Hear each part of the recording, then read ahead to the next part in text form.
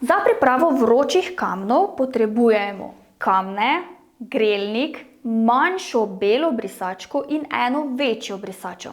Zdaj, namesto grelnika za vroče kamne lahko uporabiš tudi posodo z vročo vodo in nujno termometer, s katerim izmeriš temperaturo vode. V nadaljevanju bom govorila grelnik, ker bo tudi bistveno lažje za razumevanje postopka priprave.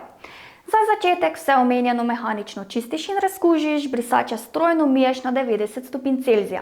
Nato v črn grelnik položiš malo belo brisačko. Sedaj barva same brisačke je poljubna, primarno pa priporočam svetlo barvo, ker drugače ne boš videl barve kamnov v posodi, ker posoda je črna, kamni so črni in pa še ena dobra stvar je, ker tale brisačka služi kot plast, da se posoda ne odrgne. Potem na brisačko položimo vulkanske kamne na način, da jih seveda dobimo čim več v posodo. Nanje nalijemo vodo, tako da so vsi potopljeni, grelnik vklopimo in ga nastavimo na željeno toploto.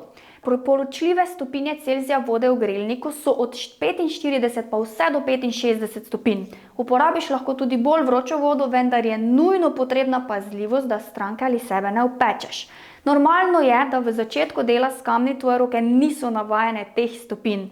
Sčasoma se toliko navadijo, da lahko brez težav držiš tudi 60-stopinjske kamne. Da se kamni dodobra tudi v globino ogrejejo na željeno temperaturo, traja pri 6-litrskem grelniku okrog 25 minut, pri 17-litrskem pa približno 45. Zato kamne z lopatko, ki je priložena kompletu vročih kamnov, vzameš iz grelnika in jih nato položiš na večjo brisačo, s katero jih obrišeš. Če kamna ne obrišeš, tvegaš opeklino.